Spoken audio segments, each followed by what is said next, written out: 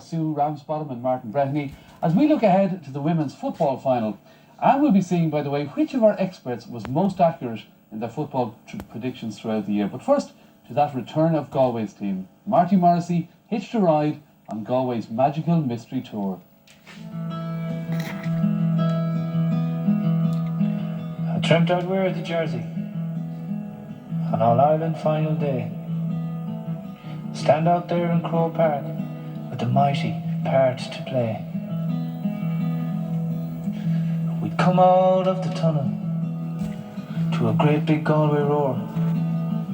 We'd have our picture taken and head behind the band. And when they played the anthem, we'd face the flag above the stand. 'Cause my heart is in maroon and white. I'll stick with what I know. It's maroon and white forever, no matter where I go.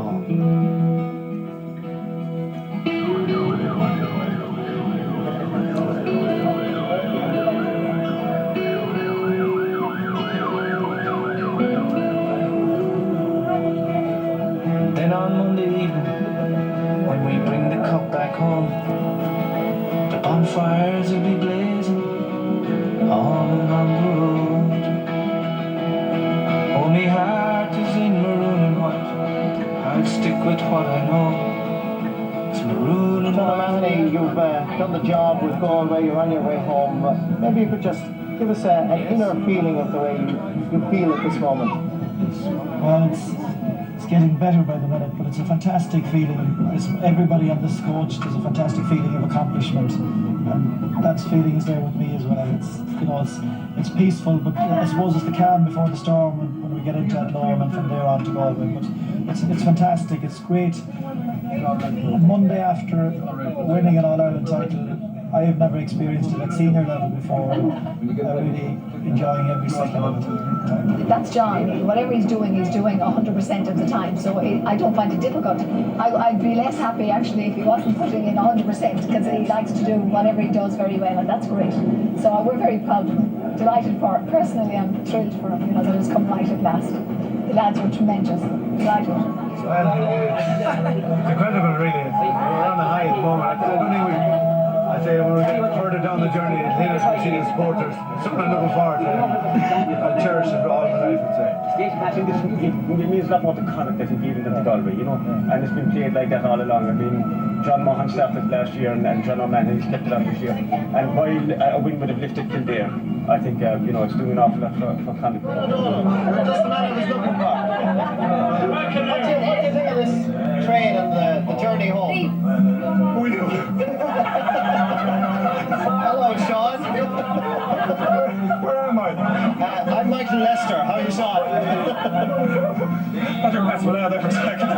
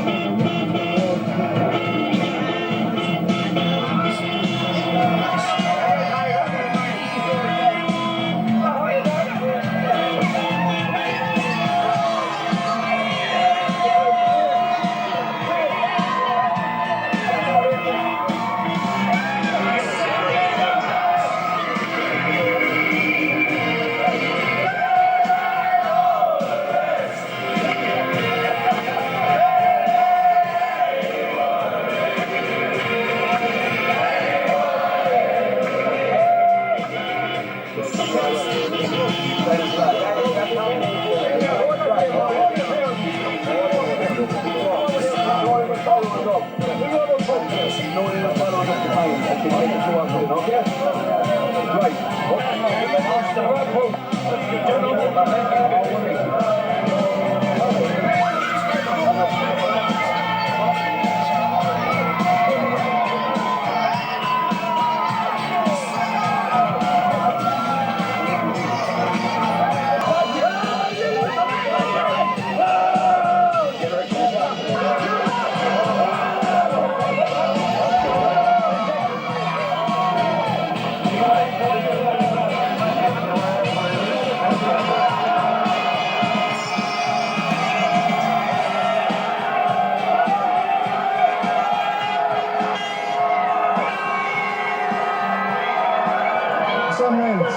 special. It's what dreams are made of. I couldn't imagine anything like that was going to happen. Calvin has never really experienced anything quite like this. Except last year when he won the intermediate championship. Was it as big though? Give me your reaction. To use Martin Story's words, it's unbelievable.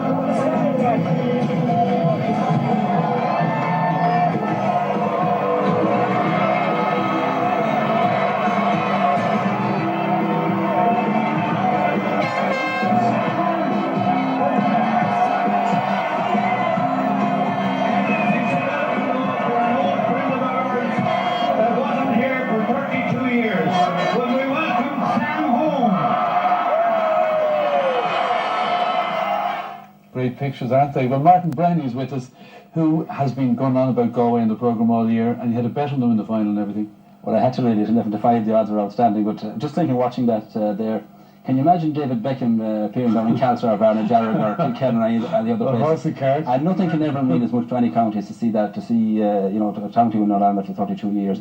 And at the same time, you've got to bear in mind, that All Ireland final, two teams played in it, two very good teams, and Kildare's contribution was immense. Play with a great style, and with great flair, and with great honesty and integrity, which other counties mightn't have done. Yeah, you were making a point earlier about the rules, because earlier in the year there was a suggestion that maybe we should revise the rules of football, and you were making a point on that. Well, it's very interesting. I was at a match down in Ballymore Youth this Sunday, second Sunday in January this year, between Kildare and Louth. It was played under these experimental rules where you can only solo the ball once and hop it once. I think John Bannon was actually refereeing it. There were two referees, in fact.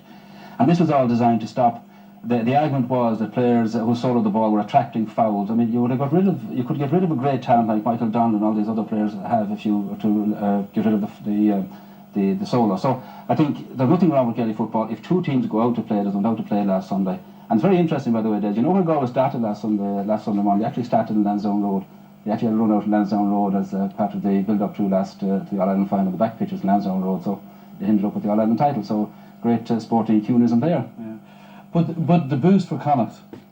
The boosts were kind of enormous. I mean, I was talking to some of those common people on Monday, and of course they feel that they're the second best team in the country, having come closer than anybody else to Galway, and you can't argue with that. Mayo, well, we saw what Mayo did at the goal match on Wednesday night, so they've made their intentions clear.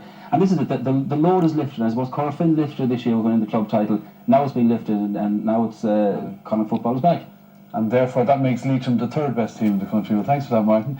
Now, last week, interestingly, all of our experts correctly predicted a Galway win, but they haven't always been so accurate. Let's see how they fared over the championship season.